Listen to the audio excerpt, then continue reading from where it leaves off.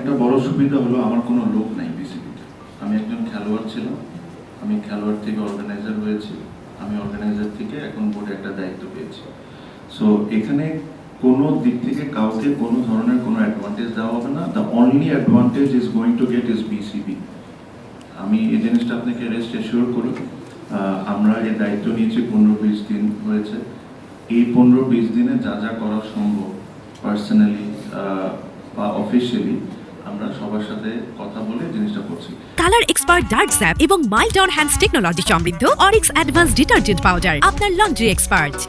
আমার কাছে মনে হয় যে আমাদের রেভিনিউটা অনেক বেশি জেনারেট করতে হবে। একটা সময় আমাদের রেভিনিউটা বেশ ভালো ছিল, গত 1-1.5 বছরের রেভিনিউর অবস্থা খুবই খারাপ। So ICC funding is massive thing, যেটা আমাদেরকে হেল্প করছে সার্ভাইভ করতে। যখন একটা পুরোপুরি দায়িত্বে যদি আমি ভবিষ্যতে আসি, এই জিনিসগুলো হবে হলো টপ প্রায়োরিটি। এটা দেশি, ফর এক্সাম্পল টিভি চ্যানেলসের যে কথা বলছেন, টিভি রাইটসের কথা, ইন্টারন্যাশনাল টিভি রাইটস যারা কিনেন ওনাদেরকে ইনভাইট করা, আমাদের দেশি যারা আছেন তাদেরকে ইনভাইট করা, ওই কালচারটা আবার ফিরে নিয়ে আসতে হবে। এটা হইতে পারে না যে একটা দুইটা। সো ওই জিনিসগুলোর জন্য আমাদের যেটা করার দরকার ওটা আমরা অবশ্যই করব।